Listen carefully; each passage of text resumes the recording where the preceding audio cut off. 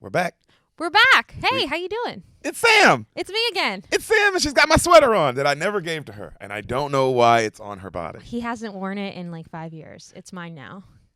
Have I not worn it in 5 years, or have you worn it for 5 years now, and I have not been able to? I like this sweater, and you could easily take it back from me. We basically share a closet and a dresser. We do share a lot of things, but I'm just saying it's never in my area of stuff anymore. It's not. Well, also, your area of stuff is fuller than mine. He has way more clothes and shoes than I do. I'm a sexy man. I guess that's the answer. I'm a sexy man, and I've been given a lot of things because most of the stuff I wear was given to me. I know. Given to me. But literally given to me. I get that. But you got to get rid of things that you don't wear so that you have room for the things you want to wear. Or they go on my side of the closet and they become mine. That is baloney. If you're in a relationship, please weigh in the comments. Everyone, if you're in a relationship, please weigh in on this. Whose fucking sweater is this? I never signed anything. I never said that she could have this, but it is on her body for years now. That's not true. That's not true at all. Yes, it is. So I saw the sweater. I said, hey, can I wear this sweater on stage? And he says, yes. And I wore it, and I was like, I really like the sweater. Do you mind if I wear it again? And he said, no, it's no problem. Wear it as much as you like. And now here we are. It's been in the closet next to your stuff. You could easily wear it. But it's in your stuff now. But you have all this other stuff you wear. Oh, my gosh. Just if you wanted to, you could just pick it out of my side. It's not like my side is like so far from his side. We literally share a dresser and share a closet. Maybe I respect boundaries. I respect lines, okay? Her line of the closet, I'm not going in there and putting on her fucking underwear and stuff. My underwear's not even in the closet. This is how you know that he doesn't even do the laundry. My underwear is in the dresser. So that's what this is about. This is a laundry issue? This is not a laundry issue. It's just if you did the laundry, you would get to decide where things were kept in the closet or dresser. I don't even know what to say, Bean Mafia. Who am I married to? Not you yet, if you keep acting like this and stealing my shit. But that's another topic for another day. How are you guys doing? Yeah, how you guys doing? It's winter. They never answer. But it is winter. It's annoying that they never say anything back because we asked you, and I was actually waiting for your response. The polite thing would be to say, "Oh, we're great. How are you doing?" It would be polite, but they don't do it. It's fucking winter in Baltimore, dog. It snowed yesterday, and then it's supposed to snow. What'd you say? 24 inches? They're calling for 24 inches. That's are they saying as much as 24 inches, which legit, could easily mean 2 inches. You know, Maryland is crazy. I don't know Maryland weather stuff, but 24 inches, that's 2 feet, nigga. That's a baby. That's a full baby standing up. That's a standing up, walking, talking baby. It's a lot of snow. Deric has volunteered to shovel any or all snow that comes while we're here. I can't wait. Hopefully they let me, because your parents also have a serious complex about letting anyone do anything. Oh, yeah, my parents are really bad at delegating. They just like to do everything for everyone. They're very sweet people. And I mean the simple shit, like shit where you're like, oh, I'll grab that. No, I'll grab. It's like, oh, but seriously, I'm right by the remote. I can grab it. No, I got it. And then you see them run downstairs and go across and then come and grab. And it's like, hey. Let me grab. What's wrong with y'all? But then, they have the mindset of like, we're getting old. If we stop doing everything, we'll fucking die. I don't think that's what it is. It's in the back of their mind, and it's yelling at them. It's a guilt thing. It's a guilt. Because I had the same problem. Like you can't sit still either when I do anything. You can't sit still. We have to. If you see someone else working, we're like, I have to work too. I have to help, or else they'll think I'm a fucking loser. Not a loser, just a lazy piece of shit. A lazy bones. Yeah, a lazy bones is the words they would use, actually. Yeah, you would say lazy piece of shit. Yeah. They would say you're a lazy nincompoop. Yeah, they probably say lazy piece of shit in their head, and then they, censor themselves. And be like, look at me over here while you're doing the dishes. I'm being a lazy. Offer it's like I'll volunteer to do the dishes every night. Every night, me and Sam have done the dishes, and we never can finish them because your fucking parents will come and be like, come on, we got it, and it's like, yo. Hey, mother, they made us dinner. It's like, yo, you made us dinner. I'm staying in your fucking duplex basement of this literally is it's like our own apartment. It's literally our own apartment. The basement is like it's as big as an apartment. It's bigger than most people's apartment complex. It's what they would call. With way more amenities. They call it like what is the word? An in-law suite, Have you ever heard of that? Yeah, that's what this is. This is basically an in-law suite. There's a kitchen over here, the bedroom's over there. We got a widescreen TV. Full game room back here, full widescreen TV. It's fucking Christmas tree. There's fucking you know what I mean? It's awesome. Yeah, they did make a Christmas tree. You have different doors. You have a door to get outside and go to the car. You don't have to go upstairs. We would never have to see their parents if we wanted to. If we wanted to, we could completely avoid them. We could, but then we would miss out on the free dinner. We would miss out on free dinner. But my point is, you're giving us all this shit. Mm-hmm. Let me do the dishes, you fucking psychopath. So they said that if it snows, Deric can get rid of the snow. Get rid of the snow, but I don't believe that's going to happen. I think they'll let you because you don't actually They'll let me have do to half shovel. of it. They'll let me do half of it, and then they'll come out and be like, "Oh, we got it." And it's 'cause this is what they do. They say you can do something, and then they watch you do it, and then you see their fingers start twitching. Because it's not even that you're doing it wrong. It's just the idea of they're not doing it. Yeah, it's the idea of like, how dare someone else do the job that I'm supposed to do? Even though they asked and I said yes. Mm-hmm. It's a serious complex. It's very funny. But we have a snowblower, so it'll take like no time at all. I can't wait to use it, but I don't think they will let me. I think they'll let you use a snowblower because they won't feel as guilty if you were actually shoveling. Like, and They'd be like, hurting it, they let wouldn't me feel use bad. my 60-year-old body. And it's like, will you go sit the fuck So down? crazy, yeah. Sit down. What's wrong with y'all? I think they'd like me to clarify that they're only 55. Whereas I'm 30, nigga, and if you go, hey, Deric, I got it. You got it. Not going back and forth with you. You said you got it. You got it. I'm not sitting there going, oh, am I a bad person? No, because that person literally asked me to do it. It's making them happy doing it. So why would I be crazy and like go, you know what I'm saying? Because I'm basically making it my own shit instead of letting people have something. No, that's not what it is. That is what it is. No, they all grew up with so much guilt. They're very guilty. They have this feeling of. But that's a you thing. You're putting that on me now. Yeah. You have to accept that is a you problem that you're putting out into the universe. Yeah, I guess that's what it is. I just feel like they both, like my dad works so hard.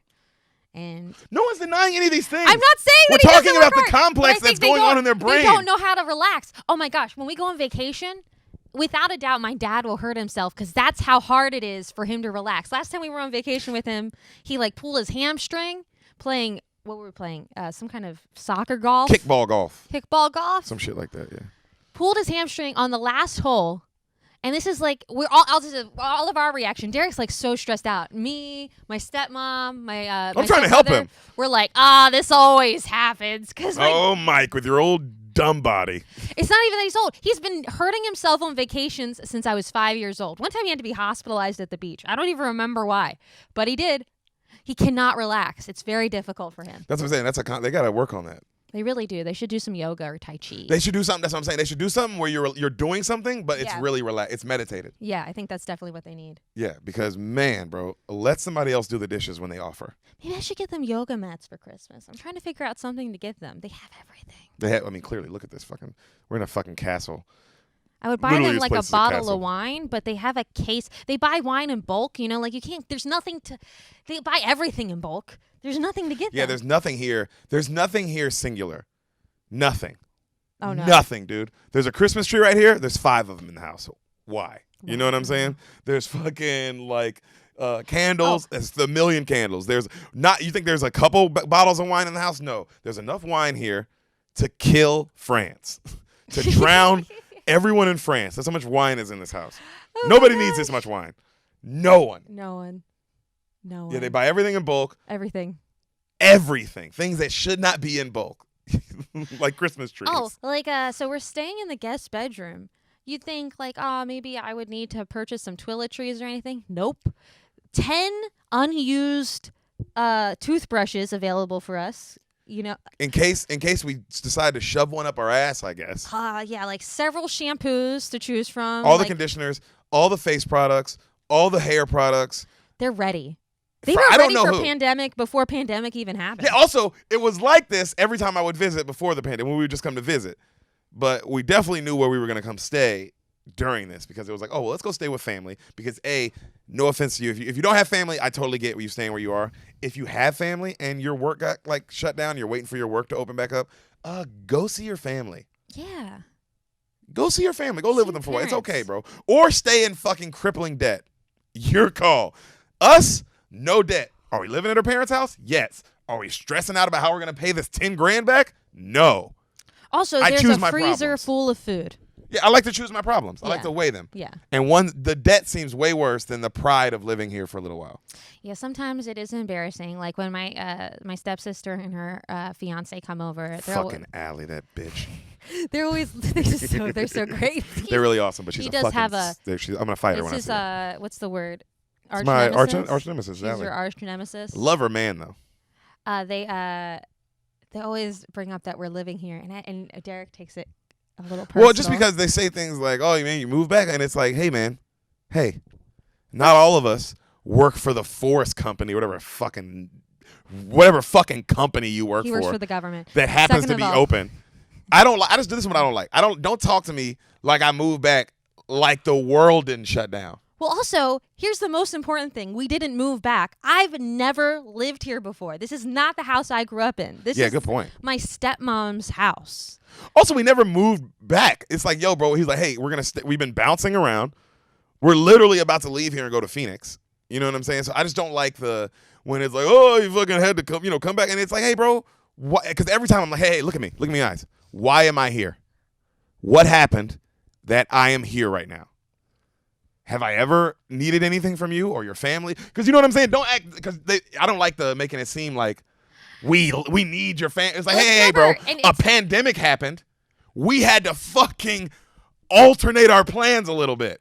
And in their defense, it's never like they're saying it in like a malicious way. It's in like a jokey way, which is worse. It's a jokey, sort of backhanded, like, yeah. Also, it's one of those comments that you could easily gloss over. I don't. Deric don't choose gloss. to gloss. I don't gloss over nothing. I don't put lip gloss on. No. I don't kiss girls with lip gloss. And I don't fucking let people gloss over I never wear lip gloss. And I don't gloss over people's shit. I don't gloss. I don't like glossaries. I don't go to the back of the book. Glossaries. I don't fuck with it. All right? So don't fucking come at me. They're actually very nice people, and she's right. They do say really it. fun. I'm you know me. I get excited, but they do say things in like this nice way. But I just don't like it because it's like every time I'm like, hey man, what the fuck was I doing before the day the pandemic happened? Where was I? Oh, you were like on tour going to Atlanta for a show. Okay. You know what I mean? I need you to remember that. Why I'm here right now. It's comedy. Is because it's like the people forget. It's like, hey, is our job happening? Because she was working at the Comedy Store. Did she just leave? Did she just quit and leave one day? You know what I'm saying? Like, bring it up. That's all I want is bring it up. Don't just make it seem like, oh, you didn't plan for a pandemic, you dumbass. That's what I don't like. Is we haven't even been here. We were here for a month, and then we went away for to stay like 2.5 weeks. Yeah, for 2.5 weeks, and now we're back, and we're planning on leaving at the end of this month. We're gonna go back to Maine. Year, so we'll be in here for 2 whole months. That's it, and then we're gonna go to Maine, and then we'll go to Arizona. I mean, it's a long time in like the traditional sense of. But for a pandemic case, yeah, not but in long pandemic at all. time, not long at all. Also, they asked us to come back. You asked us, May, and we put it off, and now we're here. That is another thing I keep Also, forgetting too. They asked us to come back. I don't think it's my parents that feel that way. No, but they like the jokes, and they like chime your in on joke. them too, and I don't like it. Yeah, everyone in my family's a little like. Oh, isn't it funny? You guys are living here, and it's like, no, it's not fucking funny. What? Also, this is what I don't like too. I don't like because this is the same. It ain't like we're gonna leave and they're gonna be like, oh, glad they're going. We're gonna leave and they're gonna be like, oh no, and it's like, well, what the fuck did you want? Well, honestly, also, if they thought we really moved back, they would be more on our case about like, hey, what are your guys' plans for the future? Or you should get a job and you need to think about like maybe giving up comedy. And they haven't said any of that, so I don't think they really think we're moved back at all. Also, we would know it's time to give up comedy light years before they would know. Oh yeah. Because we would be like, oh, what shut down? Oh, the Comedy Store shut down? Oh, the Comedy Store shut down? Oh, shit. It's getting real. Not that we will quit then, but like that would be a huge indicator. Well, then we really need to think about... reassess everything. Well, because right now the plan is to go back to L.A. in the spring or the summer. But if all the major top clubs started shutting down one by one, like just like how these smaller clubs are, then it would be like, oh, okay. Not that it's quit do comedy, but we have to really pivot. Find a new location. A real pivot. I would think either like a Denver or a... But Austin, even still, we'd have to wait and see what's happening there. Like, you know what I'm saying? Like, because then it would be like, oh, well, if the Comedy Store can't shut down, even these clubs in Austin, how long do they have? You know what I'm saying? We're talking about old money. But we're more talking, I think, if the Comedy Store shut down, it's due to the fact that LA has been shut down for so much longer than a lot of other places. Like, LA has the hardest, most stringent rules out of all of them. New York's pretty fucked, too. Yeah, but everyone's already left New York. It's the same. But it's the same. Everyone's already left New York. It's probably the same amount. Yeah, that's not true. My friends are there. Yeah, it's like, what are you talking about? There's so many comics that we see all the time that are still there, just waiting it out, just like all our friends in LA waiting it out. So they're in the same boat. It would suck to be in New York through the winter and there's nothing to do. The only thing that would suck about New York worse than this yet is that it's cold. At least in LA, nigga, I was just there. It was a good 78. Yeah, everyone's roller skating again and getting outside. Again? They never stopped, Sam. No, people stopped. There was a roller skating movement in the 90s, and in the 2000s, it became lame, and now it's cool again. Thank God. Guys, do you like football? Because we're not going to talk about roller skating. You're going to do another football movie? Do you like football? Oh. This woman's crazy. You like it, Sam? You've been watching it. You watched it. Oh, my God. How good was the game last night? We watched the Ravens and the Browns. It was amazing. Best game of the year by far. Lamar left at like a very critical moment. We were very nervous. They say he had cramps. What does that mean? Cramps in your butthole, bro. That's what you had. Maybe he was pooping. I don't think he was pooping.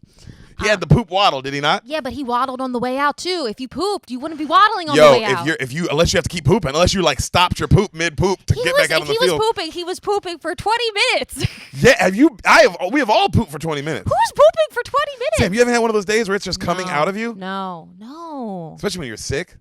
Oh, like you have the runs? Yeah. Like it just like this is what I'm thinking happened. He goes back, he poops, he gets up, tries to come back out, like right when he hits that door to come back out to the field, he's like, ooh, you know what I'm talking about? Yeah, and then you got to run back and poop again. Yeah, I get and what you're so saying. it's not just that he's sitting on the toilet 20 minutes. It's he got up 2 or 3 times and had to run back. Yeah, I get what you're saying. That's possible. He could have been pooping. Mm-hmm. That's why on the run out, he was like, I got to waddle this out. Well, he's only like 23, right? Yeah, but he eats stuff. Yeah, but I feel like he looks like the kind of guy who eats candy too, doesn't he? He does. But I feel like that's a little bit racist of you. No. What you mean, nigga? Deshaun Watson looks like he doesn't eat candy. Wait, Lamar Jackson. Why would Deshaun Watson not eat candy? He seems like he's a sweet tooth. He looks just different. I think my boy. You're calling Travis Scott. I almost did. And Travis Scott also looks like he eats a lot of candy. It's that skinny. It's racist. No, it's that skinny, wiry build. Oh, I thought you were gonna be like it has to do with their haircut. No, they're built like they eat nothing but Sour Patch Kids. Mm-hmm.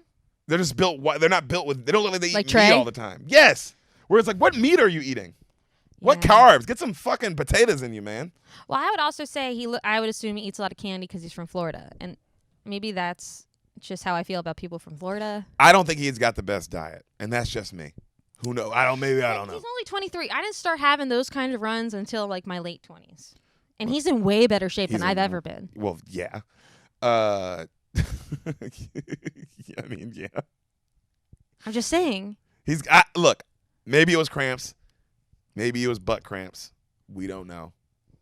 It was a great fucking game, though. Oh, my gosh. That was amazing game. Baker Mayfield. Great.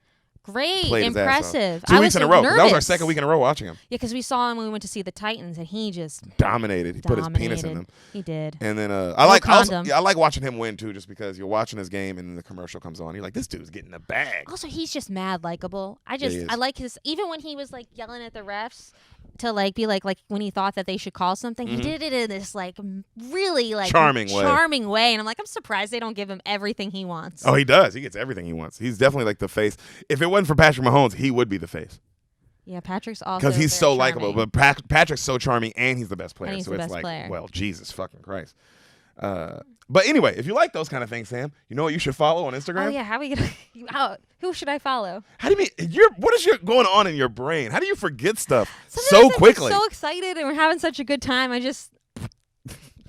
She poops out her head, guys. And you know who else poops out of his butt? Not Lamar Jackson, but my friend Darren Bates. Darren Bates, everybody. He's an NFL player who shits sometimes, and he's the fucking shit also all the time. He's awesome. You're going to go follow him on Instagram at WestlandSun_56. You're going to listen to his podcast, The Raw Room. You're going to go listen to that available on Spotify, YouTube, Libsyn, iTunes, everywhere you get podcasts. Go listen. Tell him the Bean sent you. Go listen to the episode that just came out with me and Tuzar Skipper and Wyatt Ray.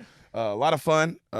Sam got a lot of great pictures. It was an awesome fucking time. It was a great time. Great podcast. Literally, it was a great time. So go listen to that Raw Room episode. It's out right now. I gave them all so many drinks while they were podcasting. It gets pretty crazy. Shit face. By the end of the episode, no one's talking about anything. We're just fucking rambling. And if you go listen, you probably hear some great shit that you never think you'd hear an NFL player say. I made Darren a drink, and I thought it was too strong. I was like, do you want more lemonade in it? And he goes, no, more. Was it tequila or was it rum? I can't remember. He was like, not something strong gross. enough. But also, you got to forget like what an NFL player's version of strong drink is. I can't imagine. I mean, well, they're all muscle. I mean, and they're all huge. They're huge. They can drink as much as they want to drink, and it doesn't even affect them. Yeah, well, it affected them. Go watch the podcast. Yeah, if you watch it, you'll see. You'll see the effects slowly happen over time. But you'll see my hand putting the drinks in. Yeah, but but it was a great fucking time. So go check that out, man. Go support our boy. Tell him the Beans sent you, and tell him the Beans love him to death, because that's what we do over here. Bean Mafia. We show love. Sam Jam. Yes. Sammer Jammer. Yes. Also known as the Gaping Hole. That was your nickname in middle school. That was never my nickname. That wasn't you? Didn't lose my virginity until much later than middle school. She looked a lot like you then. Anyway. Oh, man, I didn't even meet you until we were in our 20s. That's what you think. Sam, can you do me a favor? Sure. Can you tell me as quick as you can, because you haven't seen the movie, and that's the point of this podcast. Sometimes we have a lot of bonuses that are coming out where people do know the movie, and I hope you guys are enjoying that too. But I'm never going to stop giving you the classic, me telling someone a whole movie. Performing a movie. That's what I call it. Performing a movie. I will never stop doing that for you guys. So if you ever even see like, oh, it's been a lot of bonuses where they're just breaking it down, don't worry. I'm not going nowhere. He'll never stop. Papa's got you. Gross. Sam, can you tell me really fast what you think happens in the film you've never seen that is fucking awesome? What is it? District 9.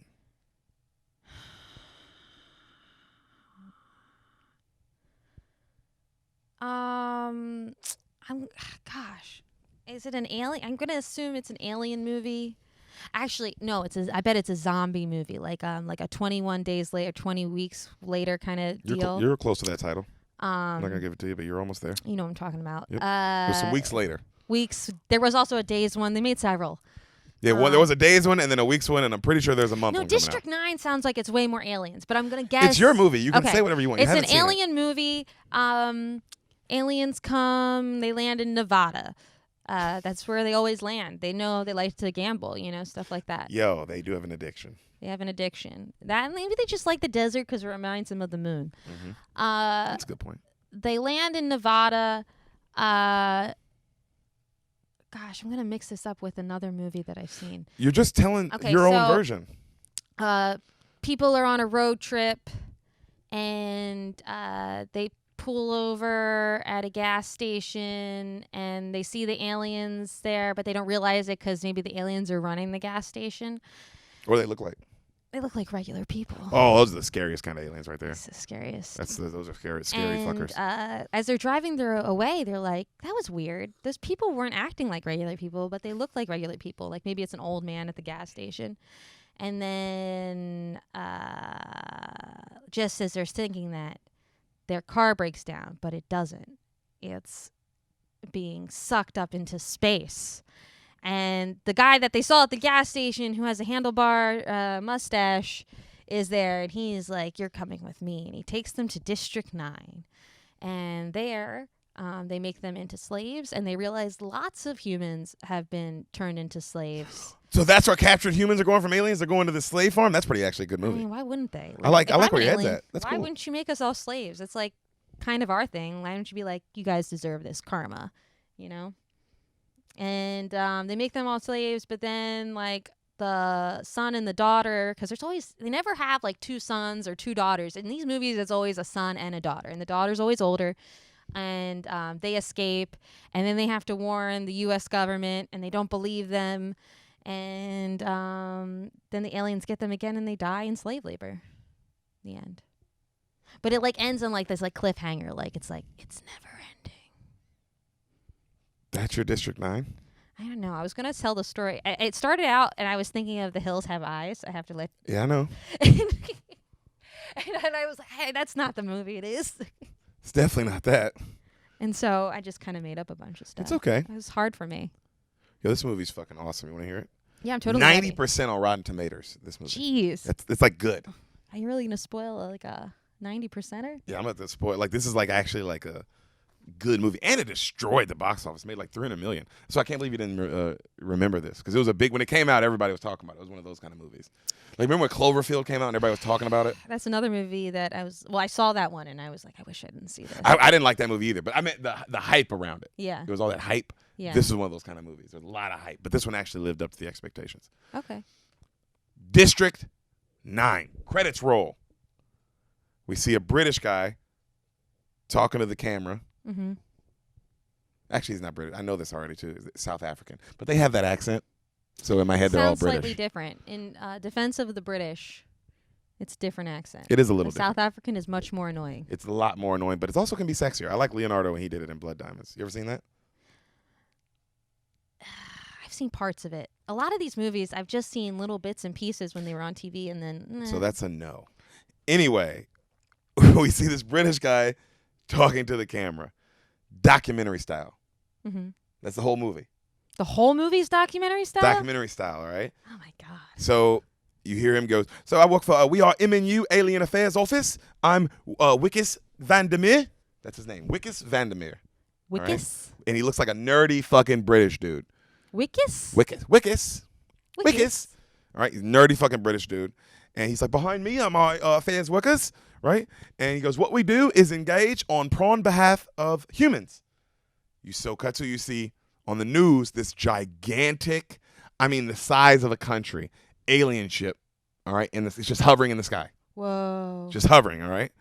And then you hear the news people that are like, whoever's talking about this documentary, you hear them in the background going, the alien ship stopped right over Johannesburg. You would think they'd stop over, maybe a New York or Los Angeles, one of the biggest cities, but for some reason it stopped over Johannesburg, and the doors didn't open for 3 months. It just hovered. That's so it just horrifying. hovered for 3 months. Crazy, right?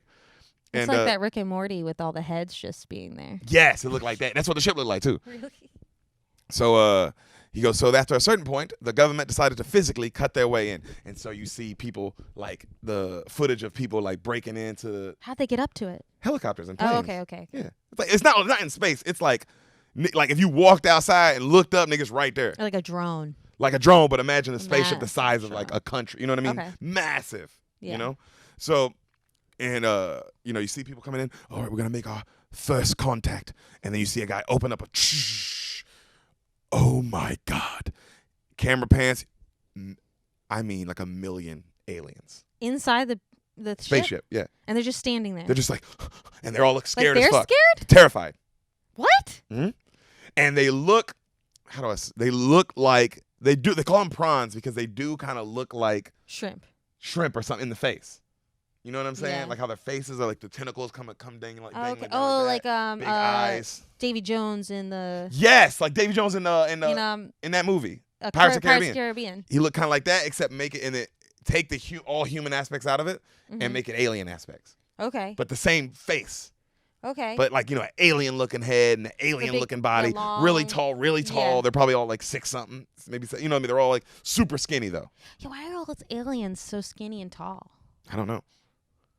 So they're like, holy shit, right?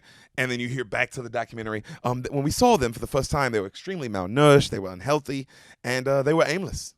And the world was looking at us, Johannesburg, and what we were going to do. So we decided to put all the aliens in a temporary camp beneath the ship. So a camp beneath the ship. Like a slave camp. There was, after counting, 1 million of them. Wow. So we let them live below the ship for a little while, and then of course after time the ship where they were living became fenced in, and then a little time after that it became militarized, and now it's a slum. And then you see all these aliens living in like a ghetto, pretty much. Well, and are they like acting like humans? No, they're rummaging through trash and shit. I mean, they can walk around and talk. No, they have their own language. Like when you say a ghetto, like are they animalistic, or are they? Yes and no. Are they like how humans are in the ghetto? Like it's like they're humans in the ghetto, calling on your animalistic ways because you're trying to survive. Yes. But every other moment of the day, maybe you're walking around yes. conversing. And they're also scared because this isn't their planet. So there's a little bit of that too. So they're like they also don't know what's going on. But at a certain point, it's just like a slum. It's just a crime-infested slum because they've been down here for a while now. That's crazy. What, did they just like get lost and run out of gas? Lots of secrets live in District 9, and we'll never know if we understand them all. District 9. All right. So cut back to the documentary. At first, of course, it was about protections, and then you see they like humans integrating with them and shit, and like you see like politicians talking to it like about it, and like we don't know anything about them, but they've been here long enough now that we're not gonna let them leave. Like they're gonna make them stay. All right, so like because now that there's no one in the ship at all, but now they're Is like the ship still up above them? Yeah, because they can't. They don't know how to work it, so it's just hovering there. And if you blasted it out the sky, it would kill. It's huge. It's huge. Yeah. Okay. So you can't do that either. How are they growing anything without any sunlight under the ship? Oh, they're definitely not growing anything under the ship. But like, how do people live under the ship? They don't. The only people who live under the District ship. 9 is all the way under the ship. Yes. Oh, okay. And they made that a slum for the aliens. And it's just like a shitty fucking thing now. Jeez. All right. So they're saying that we don't know. It's a mysterious ship. Why it came here, we'll never understand. Why it's still here, we'll never understand. But after a little more time, these big cargo ships started falling from the big ship with weapons. What? They don't know why, right? But to the District 9. To the District 9. Okay? Yeah, remember, this is all documentary style. So this is from the perspective of humans analyzing watching it happen. Yes. Okay. And so how do they know their weapons? Oh, they like when they find them, they end up finding and seeing like that there's weapons down there. Okay. Oh, it's militarized. Oh, so there's humans in there who are like as guards. making it a camp. Yeah. You see what I'm saying? Making it like a, you know what I'm saying? So it's like that. So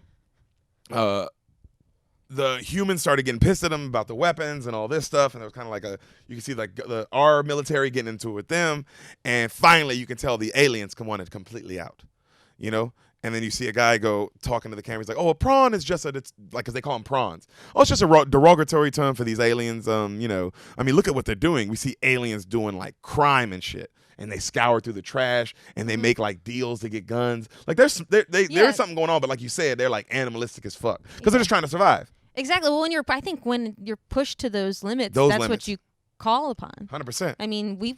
That happens in human situations. You're 100%. So after 20 years, it's been 20 years, Sam. Jeez. So that's how long they've been here now. Okay. So 20 years have gone by. They had Johannesburg finally, like the commission and the president and all that, were like, we can't have him here anymore. We don't want him in our city. Like it's making our city bad. Yeah, Joburg's supposed to be an up-and-coming city. Exactly. So they said, we're going to mass evict them all, and we're going to use the MNU. What's MNU? MNU is like, I forgot what it was. It's like some company, some huge like militarized company though. Mm-hmm. It's going to get them out. And we see Wickus. And he's talking about how they're going to move them all to a safer location. And then the safer location is a straight up concentration camp. Wow. Like they're talking about like the what it looks like, and you see it, and it's just a straight up concentration camp. And you see Wickus saying how they're going to give the aliens 24 hours notice for their right to evict. And they have to make them all sign something. Because they made them all like they know who each one is. Like they all have like social security numbers. They're all paperworked in. You know what I'm saying? And we see Wickus talking about it, and the guy makes Wickus. So you see a guy at the head of the MNU, this huge company, makes Wickus the lead of this whole operation. He's going to be the guy leading this mass eviction to get them into the new camps. Okay. That guy is his father-in-law. He's married to that guy's daughter. So that's how he got that job and that promotion. Yes. You see what I mean? Interesting. All right, but that, just so you know, that's important. Okay. So he's married to the head of the company. He's married to his daughter. Yeah. So that's how he clearly got that promotion. 100%. All right? So they say all that shit. As the documentary goes on, you can tell the documentary is from the future. Oh, so like they're looking back on this. Wow. All right? You don't really realize that at first, but you see a guy who's in a jail uniform, but you already saw him, and he was Wickus's number 2. And he's now in jail. And he's telling his side of like, and, he's like, saying how, it was really hard dealing with this. No one saw what was coming. And then another person, no one saw what was coming. And another person, no one saw what was coming. Oh my gosh, what's coming? So you see Wickus talking to the military guys and saying, like, giving the plan of how they're going to evict everybody. How, we're not going to do it in bloodshed. We're going to do it in like a civil way because we got to make all these human rights people happy. Because there's all these human rights people who are like, hey, this is fucking crazy what you're doing to these aliens. Yeah. Making them live like this. Yeah. You know what I'm saying? Because you would have to deal with that. Because after 20 years, people would be like, oh, they're not like. I mean, they're from a different place, but they're still sentient beings. They're sentient, clearly. Obvious. They're not like they haven't tried to start a war with us. They haven't tried to do anything. Like, they're clearly fine. Wow. All right, so you have all that, and Wickes is trying to play both sides. All right, but the military guys, of course, don't want to hear any of that shit. No. It's on some Avatar. Remember, like, I was Avatar? just thinking about that. It's on that same shit. Like, fuck them. They're not human. Who gives a fuck? They should do what we say. But that's how the military works. That's how they deal with people who aren't just from their country. Yes. So why would it be any different for someone from a different planet? Wow. Okay. All right, so he gets into it. You see this main military guy. His name's Kubus. Kubus? Kubus. Everyone's got crazy names. Yeah, it's South Africa. Kubus. I mean, his name's not going to be Jeff. Yeah, but I mean, South Africa is like Dutch and or British influence? You know more than me. I have no idea. I think you recognize some of the names. All our South African listeners, let us know what the fuck's going on over there. So, that's happening. We see them all loading up, heading to District 9 in these white tanks, militarized tanks. And Wickes is saying how the prawns don't understand property. That's all. This is our land. We just have to let them know that this is our land and they're on it, and we're going to explain that to them through diplomacy. Like some fucking politician shit of like, we're going to get them the fuck out of here. But this sounds nice, doesn't it? You know? So you see as they pull up to the District 9, there's human rights groups all outside the cages, right? Like, and you find out there's 1.8 million aliens now living inside District 9. It started with 1 million. Now it's 1.8. So they're reproducing. They're reproducing. Okay? So we see some prawns in the fucking shit. They got some of them have guns because they bought guns. Not their alien guns, like human guns. Yeah. All right? Most of them are just scavenging and shit. You find out like how they've been getting guns is like, well, we'll get to that. So we see they get out the trucks, right when the military gets out the trucks, aliens are shooting at them and shit, so they got to dodge. And then you see like prawns jumping from roof to roof because they're fucking huge. Yeah. So they're jumping from roof to roof and shit. And then they start going to their job, knocking on door to door because they all have these itty bitty shacks, each prawn, and they're knocking door to door and they're telling the prawns, hey, you're evicted. You have to get out of here and go to where we're telling you to go now. And when they say you have to get out of here and you have to go, are they putting them in vans or buses, or are they supposed to, in the tanks? Yeah, so they can move them, basically arrest them and put them. It's literally like Schindler's List or some shit. Wow. Okay. So we see like prawns eating rubber and stuff, like off tires, because they're just eating trash. Can they eat that? Yeah, they eating everything. Okay. They eat everything. All right. And one prawn doesn't want to like this. Hey, stop eating our tires. And the prawn looks at him and fucking kicks him, and when he kicks him hard. It's like his foot goes through that nigga's chest. Jeez. And so, of course, all the military kill him immediately. Yeah. You know what I'm saying? And they start killing other prawns, and Wickes is like, no, don't. Just do this. And he starts throwing these things of cat food, and all the prawns go crazy over the cat food. And then you find out these prawns will do anything to get their hands on cat food. They love it. Really? They love it. They fucking love cat food. Cat Has food. like fish in it? I don't know. I don't know. It's just that's what they love to eat. They figured that out. They're like, oh, these motherfuckers love cat food. Like, we'll stop everything they're doing for cat food. Well, all that's right? interesting. So we see Wickes like getting them to like he gets some of the prawns. He starts getting the prawns to sign their eviction notice by lying to him and saying, oh, it's just for cat food. Like, you want to sing a cat food, just sign this. So they're signing. Yeah. And they're fucking shipping them out, getting them out of here. Wow. You know what I'm saying? So you see, like, back to the documentary, you see some high up politicians being like, apparently after years of study, we found out all these aliens are just commoners. I don't know if their leaders died on board. I don't know if their leaders sent them here on some other shit, but none of these guys are leaders. They don't work. They wander around aimless, and that's how the Nigerians were able to take control over them. So remember how I said they have like guns? They have like human guns. Yeah. So these Nigerians who live in Africa moved into the slums and are now extorting them. Yeah. So to get cat food from them. Oh my gosh. They'll give away. So their alien guns that they had, they've been giving them to the Nigerians so they can get like bunches of cat food. So it's like when you hear about like child soldiers in Africa, but for aliens. For aliens. Because they don't really understand what they're doing. They're being manipulated. For cat food. And they're spending like crazy amounts of the little money that they do have. On cat food? On cat food. And if they don't have money, they're giving them guns or whatever they can get their hands on. Like whatever they can scour. When they're eating the cat food, is it just like food? Or they eat the whole can sometimes. Do they have like a high from it? Like, do they react as if it's like drinking alcohol or doing drugs? They love it. They just love it. It's like me and hot Cheetos. Oh, okay. It's like, they just Now I understand. You get it now. So, you see the Nigerians, they talk about that, like how they upsell the cat food, and that's how they've been able to, like, these are gangsters, though. You know, pretty much saying people who would have child soldiers. Yeah. All right? And they conduct interspecies prostitution. Wow. All right? So these aliens can, like, if they want, they can fuck humans or vice versa. You know what I mean? All kind of shit. So, there's this one Nigerian boss running it all, and he's, like, in a wheelchair. All right? But he's, like, a scary-looking motherfucker. But he's running this whole crime thing, right?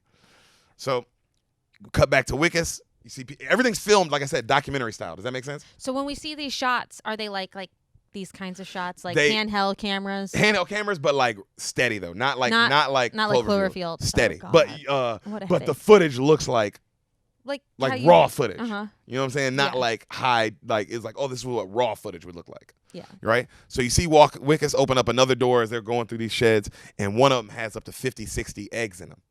And Wickus and them are laughing, and they're showing how you kill an egg, right, in the documentary. And then they burn all the eggs up. And this is just straight up genocide shit. As they're all laughing and talking about it like they're not real things. Yeah, but didn't they say they don't want people, it's like a human rights issue? Yeah, but the eggs don't matter? Eggs don't matter. No, it's like abortion? Mm-hmm. Literally. The eggs don't matter. That's not a part of they're not supposed to kill most of the prawns.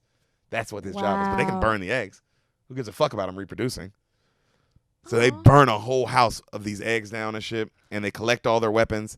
And we find out that the alien weapons that they do have that came off the ship can do crazy damage. Okay. When used by the aliens, they can do like... But humans can't use them. Humans can't use them. Really? They don't work. It's a genetic thing, how their guns work. Oh, like how an Avatar, they have to use their hair to sync up. Okay. It's like that. So you see a guy, come back to the documentary, a guy talking, and he goes... I mean, we weren't down there for those aliens. It was about weapons. That's what it's always about. But, humans can't shoot their weapons. We can't use them, and it's just simple as that. We tried everything. We did everything we could. There's just no way a human can use their weapons. But the MNU is the second largest weapon company in the world. That's why they're handling the eviction. Like, that's why the MNU is handling, because they're trying to get the weapons. And they're going to use the aliens to, like, do experiments to figure out how we can use it. Yep. Okay. That's what this is all about. Wow. That's what this is all about, okay? Okay. And the guy goes, and that's why we're there. So back to, we see another alien, right? He's scouring with his son. He's got a son. Son's like a little bit old. Son's like, not an egg, but, he's like what I guess like you'd imagine like an 8-year-old would look like or some shit. Yeah. And he's got his dad. But these two aliens have clothes, kind of. Like, this alien has, like, a red vest, and it looks like some pants. And this little son has, like, a yellow jacket, and it kind of looks like some pants. You know what I mean? Yeah. And they're not just scouting, but they're looking for something particular. Specific as fuck. And then he's got another alien friend with him, and the aliens, you hear the aliens talking, and they talk like that, but they can understand each other. Yeah. And these aliens understand English. Wow. They can't speak it, but they understand it. They can't speak it, but they can understand English. Like, if you tell them something, they can respond. So how are they communicating when you say they can respond? Are they writing things down? Like that. But how did They can write things down, too. Okay, so that's how we know what they're saying. And they have their own, like, written language as well. That, like, that we kind of, like, have deciphered. You find that out in the beginning a little bit. We don't know much about it, but we know that they have their own, like, written language and stuff like that. You know what I'm saying? And they can completely understand us. But that's how they talk. Like that. So he says something to his son, right? And he said his friend holds up like this computer, like one of our kind of like a laptop. And the alien looks at it, and he's like, will this work? And the alien in the red vest is like, throws it. It's like, human technology won't work. We need our technology. That's what we need. And then the son's like, what about this, Dad? And he's like, thank you, son. This is exactly what I was looking for. All right. So they hear gunshots, and they take off. They go back to their little shack. They're building something. You can see that they're building something. It looks like a chemistry lab, like a lab. You know what I'm saying? And he puts it in, and he's like finally, this is taking me forever, but I finally got the tech right. And then it's this little droplet thing, and it turns into like a black goo, and it fucking comes down. It's like clearly like alien shit, like whatever it is. And it goes into a tube, and it's like a little tube, like the size of this cup almost. You know what I'm saying? But it's closed up on both ends. Okay. All right. And he goes, 20 years of work. and our plan is finally ready. Right? So right then, as they looking at the tube, they're all looking like we did it. M&U, open up. The dude in the red vest gives it to his friend. He goes, hide this. You have to hide this. And he goes, where are you going? He's like, I got to get my son out of here. I don't trust these people. Yeah. Like, I got to get, like, that's my priority. Like, I have to get him out of here, but hide this. And whatever you do, don't start any shit with him. Let him search, whatever, but just be polite. Right? And him and his son take off. So the guy opens the door and, like, you know, M&U, it's our boy Wickus. M&U. The other alien, the friend, opens the door and it slams it in his face. And they're like, this one won't get, he's being hostile, go. And so they bust in and they get him to come out, right? When they get him to come out, Wiccan starts searching the house and he finds, like, hits a button and, like, a door opens up and you see, like, their lab chemistry set. And he's like, whoa. Never seen anything like, he's talking to the camera, never seen anything like this one before, you know, most of them don't have this kind of shit. This is almost like a chemistry set. Like, oh, this one must be a little smarter than the others, you know? And he's going through all the shit. And he finds the little thing that they hid. And he's looking at it, and he's like, oh, this is interesting. We're definitely going to confiscate. He's talking to the camera. Definitely going to confiscate it. It's not a weapon. It's clearly not a weapon, but it's something. And he pushes the button, and it sprays all this black shit in his face. Cut the camera off. Cut the camera off. Camera cuts off. Cut to the camera comes back on, right? And he's like, his face is all cleaned off, and he's putting it in the bag, and he's like, well, found this, don't know what, like, they're reshooting it, right? And he's like, oh, found this, don't know what it is, but definitely not a weapon, but we got to confiscate it. We don't know what these fuckers are up to, right? So he goes back outside, and he keeps looking for more weapons, like, in the house, and they find it. And it's the biggest weapon, like, so many guns in this house. And they go back, and they talk to the guy, and, you know, he grabs one of the big alien guns that they have to show it off. And he's like, he's showing all the military guys, like, look what I found. Look at this one. And then the friend who's on a knee, the alien who's on a knee, like, you know, the one he told to be calm. Yeah. He's looking around like, man, like, he just gets so mad. He gets up and he punches the shit out of Wickus. Fucks him up. And his arm gets fucked up. And he goes flying into a shed. He kills, like, another couple military guys. And then the military, one dude, the crazy dude walks up on him. The crazy military guy from the beginning, Kubis, walks up on him and just puts one right in his head. Kills the alien. Alien's dead. All right? Wickus' arm is fucked up. The guy in the red vest, our boy, the one who I said was the smart one, clearly. The one with the sun. He's just watching this all happen. Like, fuck. You know? But he's still literally saying fuck. Yeah. All right? So the red guy, he goes back to it, like, to his place with his son. And you see he has all this computer shit in his place, his shack. And he's working on it. And the son goes, you know, it was just like, what happened to your friend? And he just looks at his son and goes, he's gone now. Just go play. And he lets him go play outside. And then when the son goes to play, he just starts going, fuck. Yeah. Like this alien. So whatever it is like, that was important. Yeah. And now it's gone. All right? So Wickus, you see Wickus now walking, and he walks up on the kid who's outside playing with all the military guys. And the dad hears it.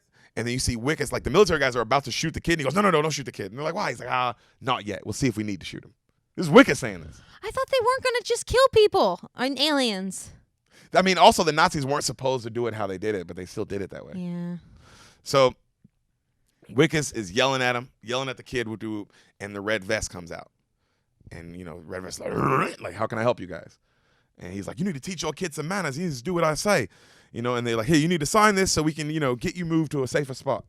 And then he's smart though, and he reads it and he goes, it says here I have 24 hours to comply with this eviction. Why am I being evicted? And then, of course, Wickus and the other military kind of look at each other like, and then they step back and they're like, oh, this one's clearly smarter than most. Like, all right, this is what we'll do. And Wickus goes, you know, it's way too dirty out here for you to have a son. You know, we can just take him for you from that. And then he's like, don't you touch my son. He like gets sick, don't touch my son. He goes, I'll do what the fuck I want. You do what we say, or I'll take your fucking son. Hey? You know? So they go, you stay right here, and you, like, they get him on his knees, and we want to search your place. You fucking do anything, we'll take your son. So Wickus goes inside, and he goes inside, and he notices there's computer shit everywhere. And he's like, what the fuck? You know? And while he's looking at it, he's like, oh, we got to arrest this guy immediately. Like, this guy knows too much. And he starts coughing. And then he starts coughing more and more and more. And then he runs outside and he just starts throwing up. everything. Blah, blah, blah, blah, blah. And they're like, oh, what? Wickes, are you okay? He's like, fuck it, let's go. We got to leave. And they're like, what about him? Just leave him. We got to leave. And so they leave him. So they don't fuck with any of this shit. And so you see his name is Christopher, by the way. The boy in the alien? red vest. They find out, like in this scene, they find out his name is through his papers. They get his papers. His name's Christopher Johnson. So they gave him all names. like English names. Yep. Wow. So this one's Christopher Do Johnson. they call each other by those names, or No. do they have their own names? The aliens? They don't call each other. They don't call each other by names. They don't call each other by any other names, but they don't call each other by the human names that they were given. That's yeah, for damn that's sure. like a slave name. Yeah, exactly. Wow. Okay. So he gets away All because our boy Wickes is throwing up everywhere because of the shit sprayed in his face. Yeah, I wonder what that's gonna happen. All right. I'm excited. So cut to, he's like, man, he's telling the military guys like, yo, we got to go to a food spot. And they're like, why? He's like, you just threw up. Don't you want us to get you like home? He's like, no, I got to eat. I have to eat now. Like, I got to eat. So they take him to a spot and he starts eating everything. And everybody's kind of looking at him and he's like, oh my God, this is so good. And then he starts bleeding black shit out his nose. Oh wow. And they're like, hey man, something's going on. And he's like, oh. And he's like, oh, I'm fine. He goes back to his office. All right. Now the footage when he's in his office is because, it's not the documentary people shooting it. It's the security cameras. Okay, so that's it's how you see recovered everything. footage. I remember that you got to put yourself in the place of you are watching a documentary from the future. So everything is footage. Everything that's happened is not happening right now. Yes. Weird. Okay. So you're watching this and now just security footage. And you see Wickes at the desk and he looks fucking a wreck and his arms completely wrapped up, like it's completely wrapped up in a sling. Hit. I forgot about It is in a sling. And he looks sick. And then he looks at his fingernails and he goes, and it just pops off. He starts panicking at his desk. Another one pops off. Another one. He runs to the bathroom. And he's like, what the fuck? You know what I'm saying? Yeah. So Christopher, our boy Christopher, the alien, and his son go back to their friend's shack to find the stuff thing. that's gone. It's gone. And now he's like, fuck. He's really panicking. All right. Cut to, we see the Nigerians getting all these weapons from the aliens, right? And they're just scamming them. And they get this one big, you remember in Avatar, they had those big machines that the humans would walk in to fight the Avatar? Oh, yeah. They get there's one of those. Okay. Like for the aliens, right? And then an alien sells it to them for like 100 things of cat food. Wow. Because that's how much they love the cat food so much. They're like, yo, fuck these. Like, that's so gross. I don't even want the weapons. I just want the cat food. That's disgusting. disgusting. And you find out the Nigerians through the documentary. This is back to the documentary of saying the Nigerians have been eating the aliens to try to get their power so they can use the weapon. That's why they're collecting all their weapons. So they can use them and become the most powerful force on the planet. So they've been eating these motherfucking aliens to try to do that. And do they work? No. No, okay. But that's what they've been doing because they're crazy. Yeah. You know what I'm saying? They're like worshiping them almost. Mm-hmm. All right. So Wickes gets home and his wife's like, oh, honey, how's it going? He's like, honey, I got to go to the bathroom. I think I'm about to shit myself. And then right then she goes, honey, surprise. Everybody's there to surprise him for the promotion that he got. Didn't she hear that he had to shit himself? I mean, it was like as he's saying that to her, the lights cut on. Surprise. Okay. Everybody's already there. Gosh. And he's like, right? And the wife's husband's there and he pulls him to the side and he's like, hey, I heard you killed this many aliens today. You know the human rights people are on our ass. You mean the wife's father? Yeah, like okay. don't fucking fuck up that much. Mm-hmm. I understand it's a tough job, but like, hey, my ass is on the line, your ass is on the line. Do a better job. And he's like listening to this, but he's like, I gotta go to the bathroom. You know what I'm saying? He goes to the bathroom, throws up a bunch, throws up some more, throws up everything, and he looks super sick now. And he comes back out and they're all cutting the cake. And there's like for this promotion, and he's cutting it. And as he's cutting it, he throws up black shit all over the cake. And now everybody's looking at him like, what the fuck? And he just passes out. He wakes up in the hospital. When he wakes up in the hospital, they're cutting the bandages on his arm when he wakes up. And when they cut the bandages off his arm, he has a complete alien arm now, just like the prawns. That's what I was thinking. Oh my God. Oh, what the fuck? What the fuck is happening? What's happening to me? And of course, now everyone's still filming him. But it's just the documentary footage. They're just filming him, right? Yeah. And he's asking what's happening to him. And there's all these doctors and military people just talking around him, not even acknowledging him anymore. Oh, yeah, because he's an experiment. He's lost his I guess, freedom. Yeah. Because you remember what all this is about, Sam, is what? Weapons. So they put, he's freaking out. They put him back under so he passes out. All right? And then all these military soldiers, they wake up, and then like they start trying to put him in a bag to bag him up and carry him off. And he wakes up again and he starts screaming, "Help! Help!" And his wife, who can hear her, she runs up to the door like, "Hey, what's going on, my husband?" And they stop her and like, "He's fine, ma'am. Don't worry about it." And she sees like him being carted off in a bag, like in the bag, like moving as he's screaming. She's like, "That's my husband. What are you doing? Where are you taking him?" He's gone. All right. So these doctors are all looking at him, and they're passing around the thing that squirted on him, and it comes up on, you see across the screen, 16 hours after exposure. So that's how long it's been now since that shit sprayed in his face. They roll him through the science lab. In this lab, it's some straight up Nazi science lab where they're just experimenting on the prawn. Like he's walking, like they're the hung upside down, classic- they're cut up, they're fucking like fucked, like spliced together, all kind of shit because they're trying to figure it out. Yeah. And he's like, "What the fuck is this? What is this? Oh my god, what is this? Is this what you've been doing to these motherfuckers? Why would you do these? Are fucking, they have thoughts." Like, because he's even like, "This is." I mean, killing them is one thing, but like keeping them alive and just to to experiment on is whoa, you know, so much. So they wheel him in and they start testing on Wickus, and he's asking like, "What are y'all doing to me, please?" And then they take him into a gun range, and they use his human hand and they try to shoot one of the alien guns. It doesn't work. And then they make him shoot with his alien hand, and the alien guns work. And it's like huge, like boom, like monster blast, like crazy alien kind of like a blast. You know what I mean? What? And they blow up like a pig, and then he's like, "I'm not doing it again. You're not." And they start electrocuting him to make him shoot, to try, because they're trying out all the different guns to see if he can shoot them all. Yeah. And he's shooting one by one. You know, all right, test number 73, and all the military are just sitting there watching him like this, like he's just a fucking. And as he's screaming, "Please stop, please!" You know. Oh my. Finally, they bring out another prawn, and he has a big X on him, and the prawn's like shaking, scared with his hands up, you know. And then Wickus is like, "I'm not gonna shoot him, man. That's a fucking prawn. He didn't do anything. Please don't make me kill him. I'll shoot every pig you want. I'll shoot every pig you." And they blow him the fuck up, and all of his blood's on Wickus, and he's like, just fucked up, right? Wait, so they blew up the guy, or they had him? They had him shoot, and like they all like the blood electrocuted him. They electrocuted him to make him shoot him, and all the blood is now on him. Because now they just want to see what it would do to a prawn. Yeah, and it will still kill a prawn. It'll blow him right up, just like anything else. So they're like, okay. So Wickus is all fucked up. Now they lay him back down on the bed, and then it's his father-in-law standing there too now, with all these other like top business guys, and they're discussing what to do.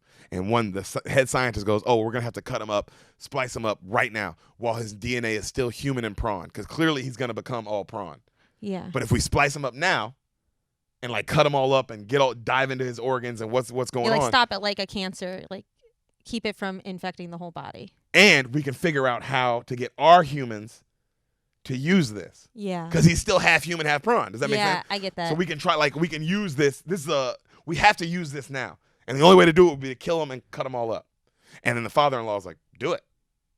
And he's like, "Son," he's yelling at his father-in-law like, "Please, please." And then the father-in-law just walks off. Like, how are they showing this footage? Isn't like the documentary anymore? But it's being filmed by the. Oh, it's all like either that kind of footage, like like how scientists are recording everything. Okay. So it's being recorded. Okay. You know what I mean? Wow, they must be really far in the future if they're willing to let people see this on a documentary. Oh yeah. Okay. Sorry. So, we'll get to how this is all leaked footage. Oh. But we'll get there. Okay. You probably, if you don't think about it, you can probably get how it got there. I have a concept. I have a thought of how this is going to end, but I want to hear how it goes. Okay. So they stand over him and they're discussing what to do, and blah blah blah, and he just walks out. So he goes. The stepfather goes. Of course, his daughter's out crying, trying to like talk to her dad about like what's going on, and he tells him like, "Oh, it was his arm. It got infected by the alien, and he's not gonna make it. He isn't strong enough, honey. So what's best for you is just let go of him, just forget about him." And what the daughter's terrible like, father. "What?" Terrible father. Terrible father. My dad would never do that. No, your dad's too nice. Now, Amy, that bitch. So he's yelling, right? You see him yelling like, "Fuck you," because they got the saw out and they're about to fucking cut his arm off and start chopping his head off and like cut him up one by one. While he's alive. And he's like, "Fuck you, fuck you." And then the alien arm is obviously really strong. Busts through, fucking hits one of them, hits another doctor. He grabs one and puts a knife to his throat and then like, "I'll kill him. And the military guys, put him down, because they can't. They also can't kill him. They need him to cut him up alive. Yeah. You know what I'm saying? Well, they kill him and he dies, and all the research stuff is not. It's not vital. Like Yeah. living. You need it fresh to cut it up piece by piece to keep them alive as long as possible. To harvest them. That's what they're trying to harvest. do. So he fucking opens up a door. They open up one of the doors. He throws the doctor and he gets outside. He makes a run for it. Mm-hmm. He takes off running, right? The dad gets a call, hears he escaped. He sends the kubus, the military asshole guy, hunt him down. I don't give a fuck. I need him alive. Yeah. I need him, right? So we see our boy Wickus running. He spots some trash. He starts eating it because now he's half prawn. He can eat, you know what I'm saying? He's hungry as fuck. He can eat what they kind of eat now. So he's eating that shit. Well, he's not half, but he's got a prawn arm. Yeah. You know, and everything is starting to go that way. So he's eating everything. And he's running around his old neighborhood, and he steals a cell phone, and he starts calling his ex-wife who doesn't answer, or his wife who doesn't answer. He starts calling all of his friends. Some of them answer, but they go, hell no, dude, we're not going to help you. We saw what you did. And he's like, what do you mean? And they hang up, right? And so he has to keep running, okay? Back to the documentary. They talk about how he was the most wanted man in the history of Earth. Like, he was on every television, every commercial, everything, like. Wickus was the most famous person on the planet. And what are they saying on TV to get people to turn him in? Like, what did they say he did? They say how his only value to the world was that he could the only human being that could operate the alien tech. So they needed to figure that out, right? He goes into he puts a blanket over himself and he goes into like a fast food place to get food. And then of course his face though is all over the television, all over the place. So everybody's looking at him. And all on the news, it says he's highly wanted for having sex with aliens. Wait, that's the thing? He's highly wanted for having sex with aliens. And in doing that, he became extremely contagious and it's extremely deadly. So if you see this man, call immediately. Okay. All right. But don't people know that there's this like inner alien human species? You said that the Nigerians were running some kind of like Prostitution. But that was in District 9. Oh, so the rest of the world doesn't know. Yeah. Okay, that makes sense. So you see, he like that, but that's how they got him to like everybody in the world to be like, also because it's that he's contagious. Yeah, you don't want to touch him. Like, oh shit, you know what I'm saying? And also, all these people in Johannesburg hate the aliens now. That's why they want them out. Well, also, it took over half the. I mean, the city has to be mostly taken over by this district, so. Yeah.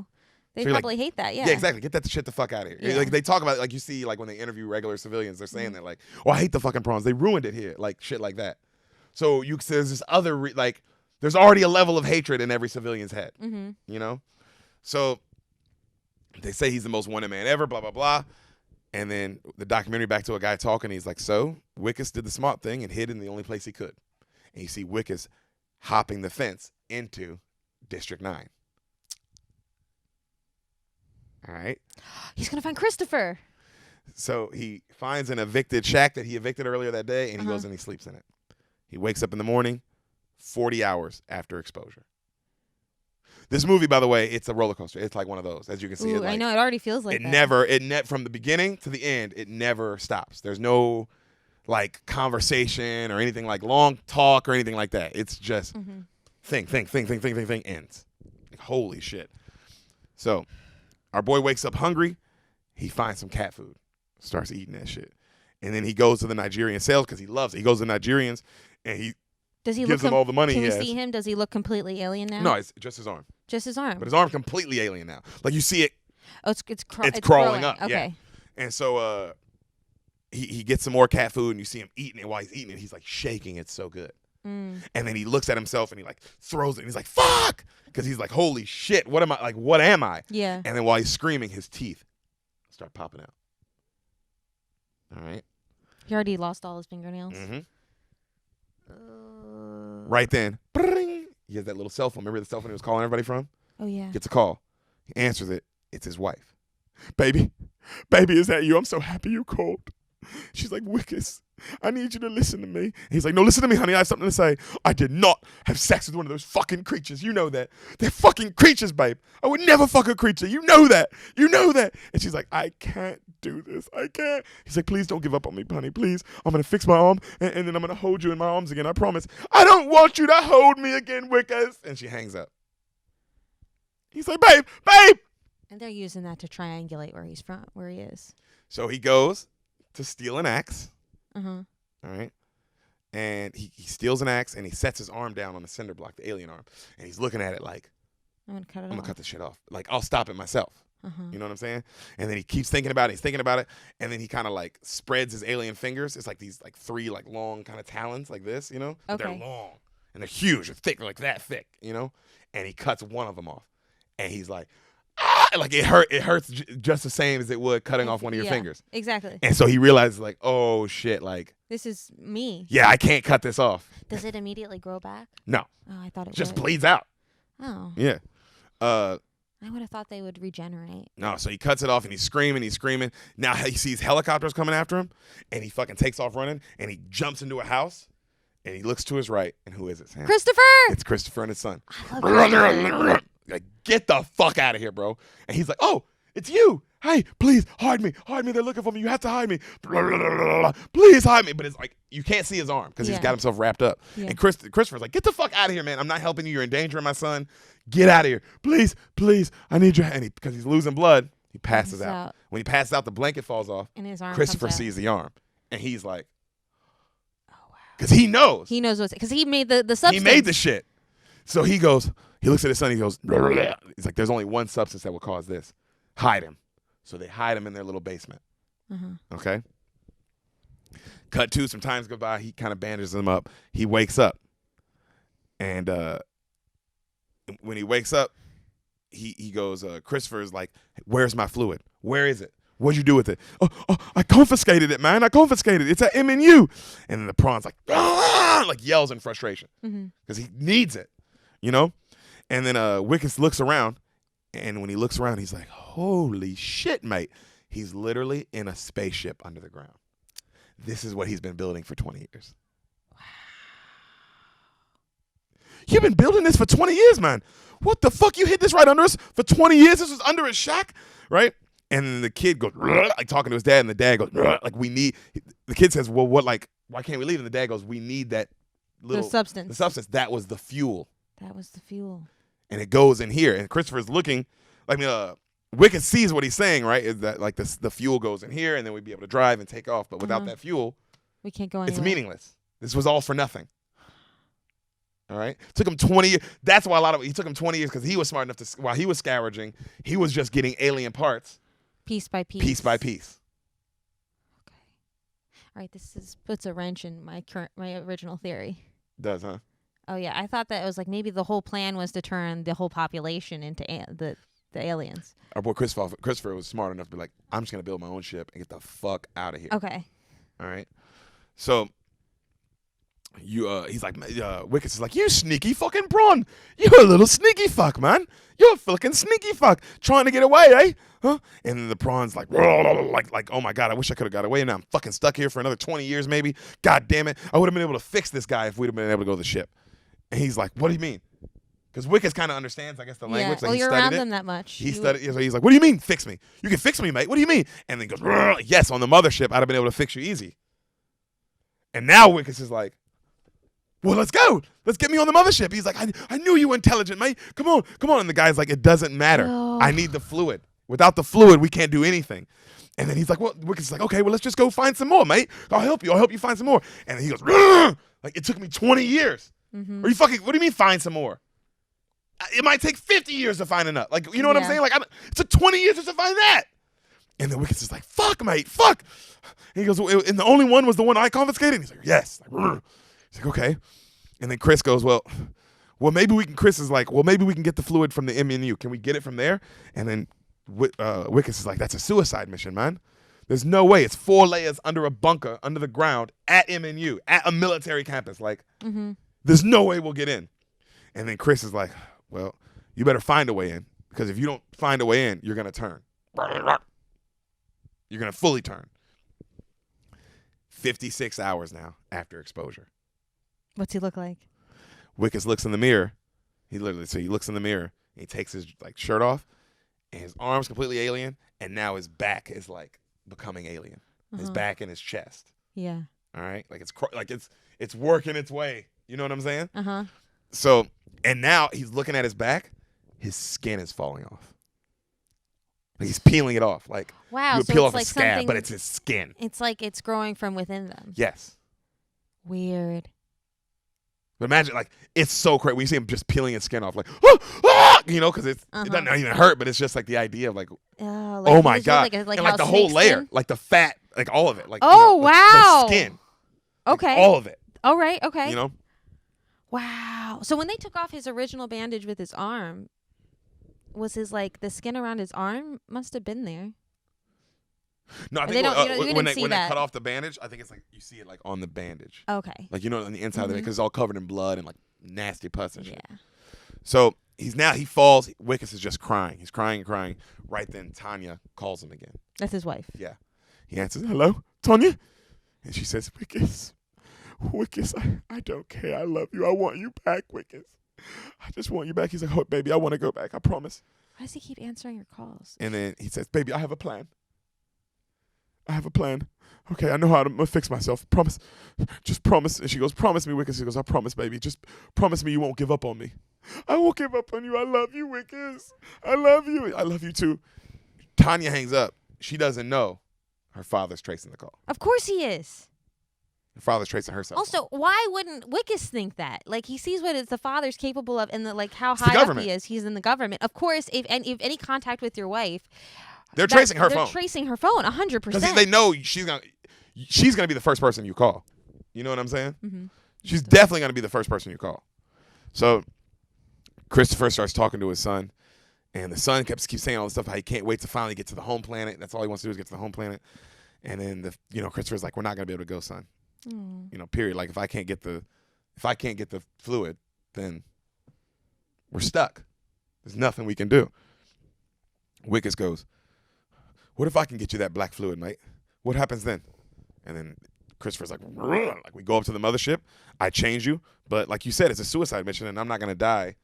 I had my son. Like, yeah, I can't die. My life isn't. It's just not my life. Yeah, maybe like I'd rather take the time to figure out another way than do the surefire way where we die, right?" Mm-hmm. And then Christopher goes, "What if I can get weapons?" And he's like, right? Cut to, you see Wickes going up to the Nigerians who have all those alien weapons that they've been collecting because they're trying to figure out how to use them, by eating it. So he goes up to them and he's like, "I'm asking for weapons." And like Christopher gives him money and he tries to pay for the weapons. And because they all recognize who he is because he's so famous. They're like, "Oh, how was it?" They're making fun of him for fucking aliens and like what it was like and all that shit. And then he goes, "I know there's illegal weapons here, mate. Come on, I have money. Let me buy them." And then they fucking punch him and they take him to the fucking guy in the wheelchair, the head guy. The head guy, okay. All right. And he's like, "Look, thank you for seeing me. I'd like to buy alien weapons." And the guy's like, "I hear about you. Where you have it? Show me." And they fucking rip his shirt off and he looks at the alien arm and he's like, he's looking at it and he takes his knife and he stabs it and he licks the blood. Oh, gross. And he's like, right? And he goes, "Cut him off. Cut it off." Right? He's like, no. He's like, "I have your power now. No. And as he's fighting for freedom, he like grabs an alien gun that's like kind of like hanging up over there and he grabs and he fucking turns it. Zzz, boom. He blows up like 3 of the Nigerians. Yeah. And then now he's like, wait. And he points it at the head guy. And of course, all the other ones stop. He's like, "You let me go. You let me go now. Pack that thing up with weapons. Pack a bag up with weapons and let me go." And he's like, "Let him go. Let him have his weapons. But I will get that arm. I will get that arm, boy." And so they give him a huge bag of alien weapons. He runs out. All right? So the military guys are now looking for him, and he's not at the place they think. And the Kubis guy calls the father-in-law. He's like, "He's not here. We're still looking for him right there." And as they're calling, the father-in-law goes, "What the fuck?" Boom! Huge explosion. Like underneath, because he looks at it like, and you see Wickes and Christopher with their alien gun. They got plenty of alien guns, and they're running through. And these guns, like, I mean, it blew a hole through the side of the building. Oh, nigga, yeah. Like, There's no way they can combat that because they can't use their weaponry anyway. yeah, like they have regular guns, so they can kill them, but it's like, I mean, now the playing field is even. Mm-hmm. You know what I'm saying? So they start working their way down to the basement. They're fucking killing people. Bam, bam, bam. Right? They work all their way down. They get into the lab. When they get into the lab, obviously Christopher is like, "What the fuck is this?" He's like, "Come on, Christopher, we don't have time. We don't have to. I'll tell you about it. I didn't know this was going on, but come on, we have to find it." And so you see Wickes looking everywhere for the shit, and Christopher like drops his gun and is like, It's so much bigger than you realized. exactly. He's like, because he's smart. He's like, Yeah, "What the fuck are they doing to us?" Yeah. Also, let's say his alien race has never done anything like this to somebody. Mm-hmm. That would be a double shock of like, what are these people? Mm-hmm. How could they do this to people? And then, like, finally Wickes finds the fluid. Come on, Christopher, let's go. Christopher! Christopher's just Stunned. he can't even. His whole world's blown up. Christopher! Right then, people come down. Another shootout happens. Mm-hmm. Right? And Christopher finally comes to Okay. when they start shooting at him. Okay. Right? And so he comes to and he goes, we're stuck out of here, Christopher. There's only one way out. They got us pinned. And Christopher's like, "Brr." He's like, I'll make a bomb. He's like, what? This motherfucker's so smart. He takes the little machinery, because they have all this alien shit down there. Takes it all, puts a bomb together. It fucking blows the other side of the building open. Whoa. So now they go right into the garage. They get into one of the white tanks. They hightail it out of there. Uh-huh. There's helicopters all on their ass. There's everybody on them, right? They're fucking driving. They hop into the car, like, they fucking get out of the car. They get back to Christopher's place. Don't drop that thing, Christopher. Don't drop that thing. They run into the house, right? They get to the house. And then, so Christopher starts fucking putting the fluid in the shit and starts making, like, doing all the shit to make the ship go. And he's saying, he's like, all right, good, we'll get us out of here, and then I'll be able to help you. He's like, what do you mean help me, right? You said, so how long does it take? You said, we'll get up there, you'll help me immediately. How long is it going to take? And you see Christopher think for a second, and he's like, 3 years. 3 years? He goes, in 3 years, I'll come back and get you, and I promise I'll fix you. That wasn't the fucking deal, mate. That wasn't the fucking deal. But in 3 years, he'll be completely turned. He's already turned so much. But he's like, I can still change you, I need 3 years. He's like, yeah, that wasn't the fucking deal. That wasn't the fucking deal. He looks at it, he goes, I have to save my people first. Uh-huh. Because now it's bigger for Christopher. Yeah. He's like, look, man, I get it, but I have to save my people. Like, oh my gosh. That's my focus. I can't now. leave them behind. At first, it was just me and my son, and now it's way more. big. Mm-hmm. And he's like, I'm not saying I won't fix you, but like, I gotta go. It's gonna take me the time to go home and come back. It's gonna take me like 3 years. Uh-huh. And he's still doing all this shit. And he's like, that wasn't the fucking deal, man. The deal was you go home, I get fixed. That was the deal. I have to save my people first, please. I'm sorry. He keeps saying, I'm sorry. And then you see, like, Wickes gets mad and mad. And he goes, okay, I'll just stay here for 3 years, huh? Oh, I'll just stay here la-di-da for fucking 3 years and wait on you. And he grabs something, wham, knocks Christopher out. What are you going to do without him? He's the only one who said he could change you. Now you have no... Wickes? Wickes is an idiot. That's so stupid. Because he's selfish. Yeah. And, I mean, look at what his job was. Well, also, he still doesn't even see him as people. Mm-hmm. Like, because you're not even taking a second to get, like, Chris, I know what, like, I would be like, bro, I know what you saw was... It was a crime against humanity. Like, I'm sorry. I'm so sorry, but you have to change me. But, like, a deal's a deal. Oh, you know what I'm saying? or Like, at I would least try to take me reason with with you. him. I can't stay here. I can't stay here, man. Like, you know what I'm saying? But don't just pure. But then again, Wickes doesn't see him as sentient beings either. Mm-hmm. He just sees him as like, oh, you can help me. That's all you can do. Mm-hmm. So Wickes fucking knocks him out, takes the fuel, drops down into the ship hatch where the son is. And the son's like, where's my dad? Oh, he's coming. Don't worry. Where's the fuel go? And the son tells him where the fuel goes and like how to drive the ship. He's like, as the son keeps asking, like, where's my dad? And he goes, he's coming. And then finally, right then somebody busts in upstairs. The military, the Kubis and those guys. And Christopher's kind of coming too, and they fucking go, where is he? Talk, you motherfucker, talk. Christopher doesn't say anything. And they fucking snatch him. They take him outside, right? Mm-hmm. So when they take him outside,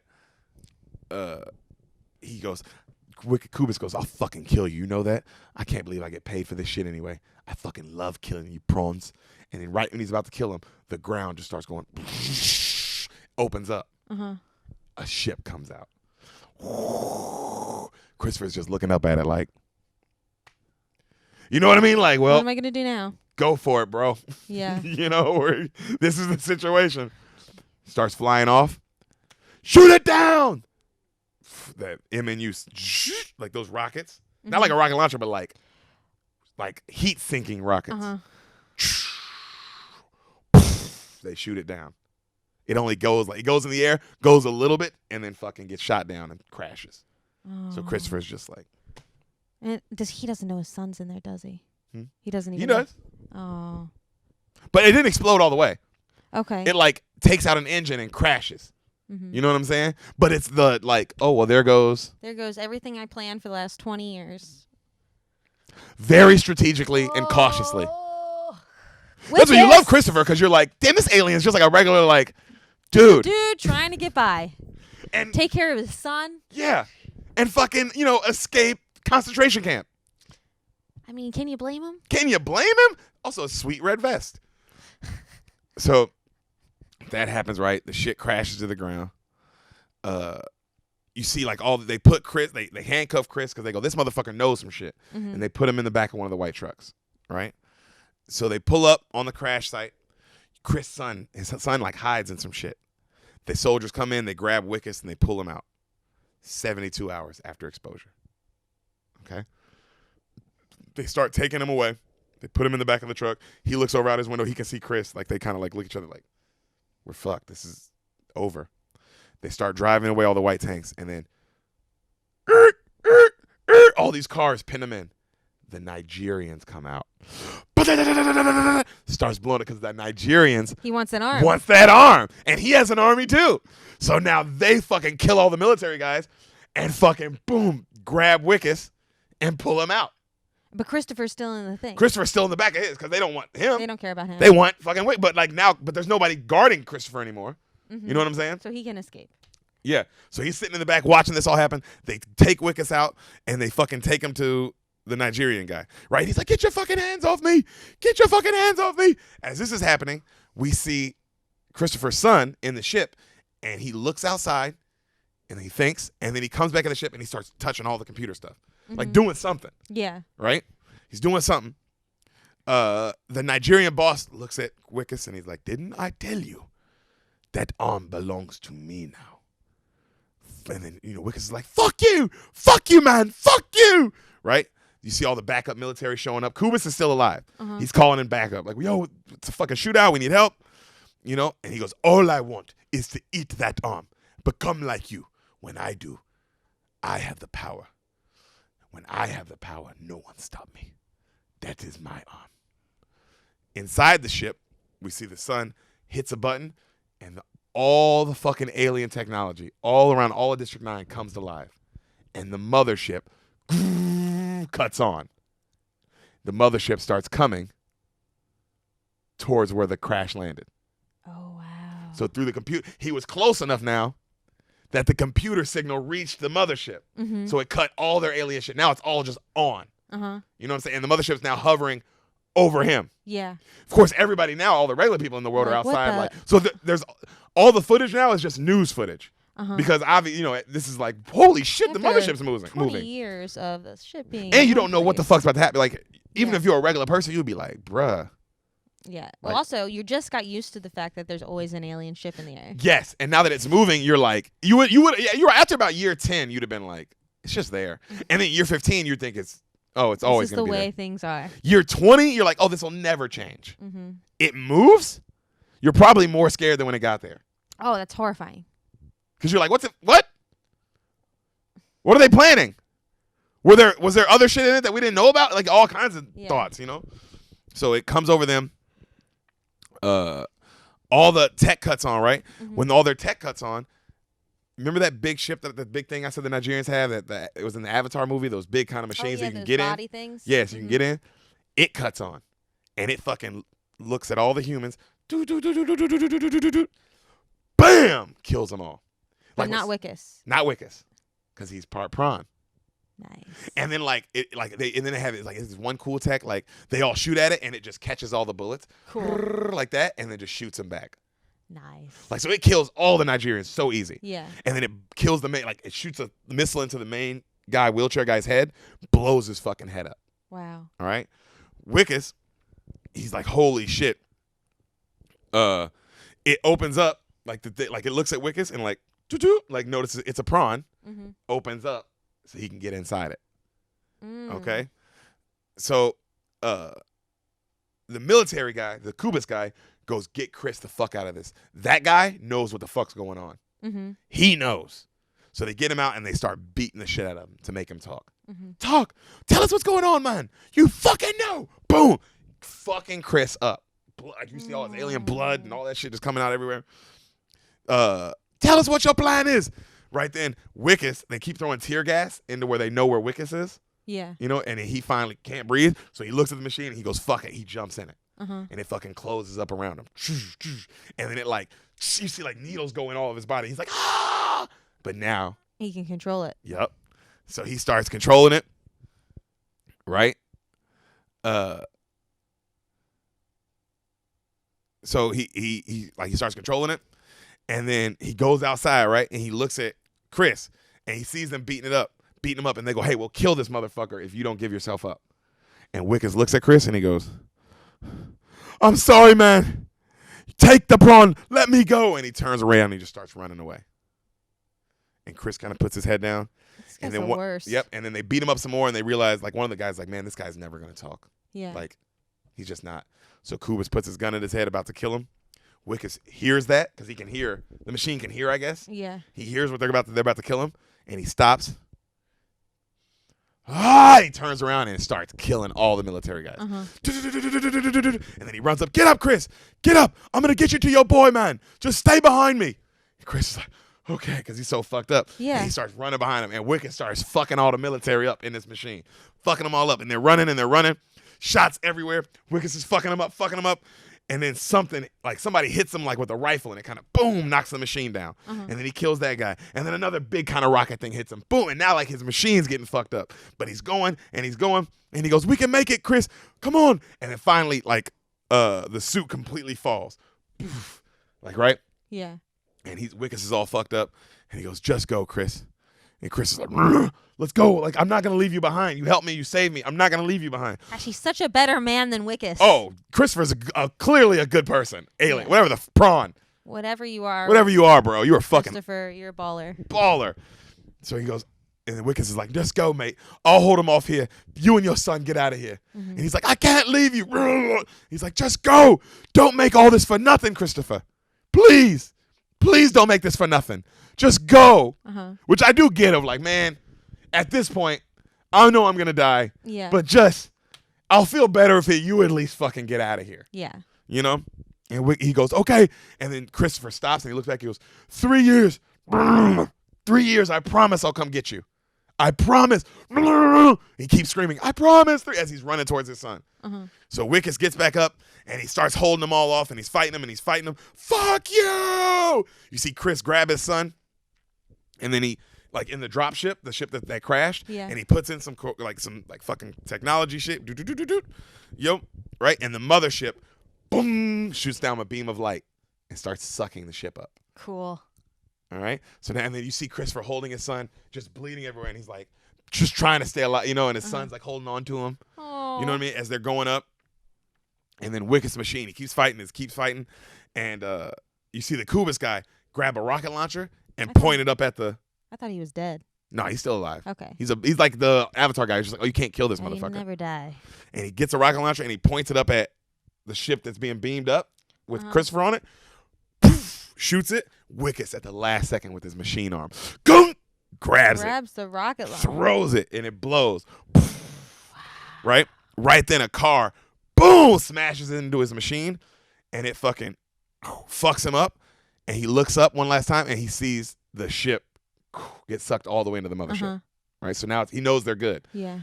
So he keeps shooting and firing, and finally the machine just dies, and it spits him out. I was spits him out. It must eject him at some point. Yeah, like ejects him out. Yeah. Because the machine just dies. Yeah. Right? So Kubis walks up on him, and Wickes is trying to crawl away. Right? Cut back to on the ship. Chris's son goes, can we go home now? And he's like, yes, son, we can finally go home. So he gets into the mothership, right? Like you see them like walking into like the mothership now. 74 hours after exposure. Kubis cocks his gun, walks up on him, on Wickes. Wickes turns around. Half his face is now pretty much prawn. Huge prawn, alien eye. Weird. Like, you know what I'm saying? His face is all clearly about to become a prawn. You know what I'm saying? Like half his body is pretty much prawn now. And he's about to shoot him. And he goes, you half-breed piece of shit. Now I know how everybody wanted a piece of you. Look at you. I'm going to kill you myself. Fuck orders. And he puts the gun on his head. And then right then he looks around and all the other prawns come out. and they're looking at him because now he looks like a prawn. Yeah. And they fucking grab Kubis and tear him apart and eat him. Awesome. As our boy Wickus is just like, he just kind of drops like, holy shit. Yeah. Right? We see our boy Chris get in the driver's seat. He puts in the coordinates. Wickus watches, and all the other prawns, they all look up as the mothership flies away. Wow. All right? You see the entire world watching on the news. Like, of course, everybody in the whole world is stopped, like, and they're all watching. Whoa, this is gone now. Whoa, right? Cut back to the dock. Humans in the dock are talking about Christopher. Well, no one really knows what Christopher's plan was, or if he had a plan to return. Will he come to free his people? Will he come and declare democracy and try to live amongst us? Or will he come back and just declare war? We don't know. And we don't know if we ever will. Right? And then you see footage of our boy Wickus on the ground, right where the Kubis died. Uh-huh. And you see him look up at like a camera, and he takes off running. He goes running away. And then you back to the documentary. That was the last known footage we have of Wickus. And they see it like replaying over and over, him running off. Because it's the end of the documentary now. It's the last known footage they have of him. Yeah. All right? And then you see another cut to another lady. She's like, there's a lot of conspiracies out there. Some are pretty zany. One is, he was captured by, some other militarized government. That's what they think. Maybe America, maybe, England. We don't know. Maybe another government got him. Russia. Some believe, he might be dead. Others believe, don't know where he might be. And then they show, remember the guy in jail? I said in the beginning of the documentary, there's a guy in jail, and that's how you know they're talking. The guy he was working with, his friend. Okay. That's who leaked all the footage. That's why he's in jail. Because you were like, how did they even get this footage? Yeah. You see him back in when it happened, because he liked Wickus. They were friends. Mm-hmm. So you see him breaking into the MNU and leaking all the footage so everybody knows what happened, what really happened with Wickus. And that's why he's in prison. Wow. Okay? And then you see him talk about, like, they never, all the evidence they did, all the evidence that they didn't want to release, I had to. Like, you see him explaining why he did what he did. Because the world needed to know. Yeah. Fades out. District 9 was demolished after the alien relocation was completed. District 10 now houses 2.5 million aliens, and the numbers continue to grow. You see, cut back to like the beginning of the documentary where you see Wickus talking about his wife, Tanya. Okay? And he's like, well, that's my angel right there. This is a picture of my angel. This is Tonya. Just got married. I love you so much. Everyone says that their wife's an angel, but I really got one. This is mine right here. This is my angel. He's laughing. Cut to, we see Tanya, and she's holding a little metal flower. She goes, I don't know. I found this one day at my front door, and all my friends told me I was crazy. They said, it couldn't be him. It'll never be him, but I know it's true. I know this came from my Wickus. Cut to, you see the District 10, and you see a prawn in the garbage making a metal flower out of rubbish. District 9. What? They just leave it open-ended like that? We don't know about what happens with Christopher? That's how it ends, dude. Is there a second film? Nope. No? That's why it's a good movie. Oh, I hate that. I hate it so much. How dare they do that to me? How good is that? It was so good. Oh, my gosh. Rollercoaster, huh? Oh, wow. I had so many theories. And what were your theories? Well, so I thought maybe how they said they opened up the aliens and they were all like scared and stuff? Yeah, they were all terrified, yeah. I wondered if maybe, especially after he starts changing because of the substance, I thought maybe all the aliens that were on the ship were previously humans that had been abducted and turned into aliens. Ooh. And that's why they were also afraid and also had such humanistic characteristics. Like psychologically. I like that. That's a good theory. But and then that got trashed once you realized he was just trying to get to the ship. Yeah, and so that didn't make any sense. Because I thought for a minute maybe like Christopher knew something, like was just maybe like a scientist before he had been turned into an alien. Clearly he was. He was definitely he was definitely one of the aliens. Because it was like, oh, there's this huge alien population. That means there would be a lot of aliens who have regular alien jobs, and there would be aliens who do more of the scientific work. Well, how long after the movie is this supposed to have taken place? What do you mean? The documentary. Right after, I guess. Oh, so it's not been 3 or at least years? a year or two. I mean, maybe a year after, but definitely not 3 years. Not 3 years yet. Because I don't believe Christopher is not a man of his word. Yeah, I would assume Christopher Also, would come back. it's not about him. He's gonna come back to save his people. Yeah. But I think he realized, like, all right, I can't do it Alone. I gotta go get help. Yeah. And also, yeah, I'm coming back, and these humans, they gotta go. They gotta go. They gotta go. And is he wrong? This is what's crazy, because of course it's like, oh, well, he's gonna come back and kill innocent life. It's like, yeah, but as far as he knows, all humans are the worst. Oh yeah, and you don't want to. It's like, how do you determine if it's the kind of human that, given the power, would exterminate a whole species? You know? And scientifically experiment on them. Exactly. It's such a humanity is such an interesting thing, because you can be so great in so many aspects, and then given the right circumstances and the right amount of power, we can really become evil. Yeah, I mean, bro. obviously, it's Evil as fuck. also, I really do think it's a power corrupts thing. Like, you never hear about I mean, all the nobodies who do bad things are like school shooters and stuff, and they kill themselves. You know, like. The people who become Hitler, I mean, they're given the power first. Like the Nigerian guy, clearly Yeah. from the slums, clearly from a bad neighborhood, worked his way up to now he's the kingpin of this District Exactly. 9 area. Yeah. But like you said, it's for power. It's for power. Ooh, You know. that was a lot. That was an amazing movie. It's I fucking definitely awesome. gotta watch it just for the vest.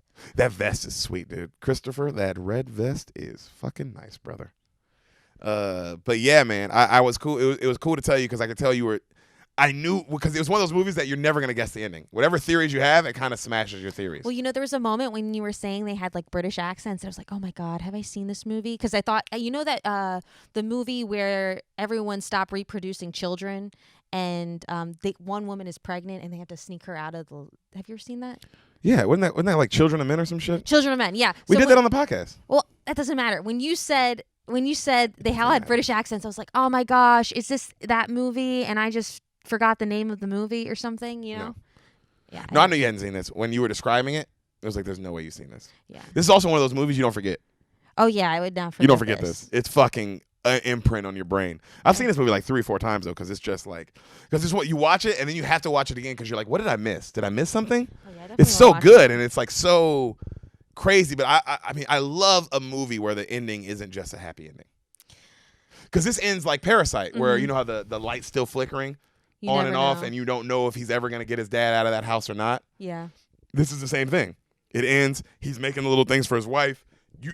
He probably, after a year or two, you probably, if you're him, if you're Wickus, you're probably like, of course you're like, at first, of course Christopher's coming back, but after like a year or two, even though he said 3 years, there'd have to be some in you that's like, he's not coming back. Mm-hmm. I guess also if you're Wickus, at least you're all prawn now, so they'll never be able to tell you apart from Yeah, but you're living in this concentration camp. Yeah, but they could just be like, oh, this is the guy, and let's do more experiments on him. Oh yeah, because maybe but even though he's all prawn now, so it wouldn't matter anymore. Yeah, but his body might have the remnants of humanity. That's what I was thinking, maybe. Yeah. But it looked like what I thought was cool is that because he shed it wasn't from the outside in; it was from the inside out. That's insane. That's really cool. I had to watch this. We should watch it tonight. Yeah, sorry, you just watched it. I just watched it. So I basically just watched it twice. I don't know if you noticed. Okay, maybe I watched it and I told it we'll to watch it in a couple days. I'm glad you liked it. Beaners, Bean Mafia, hope you liked it as well. Bean Gang. This was fun. Another Bean one in the books. Bean Buddies. No. We'll see you soon. We'll see you soon. And enjoy your holidays or whatever. We'll see them before then. Okay.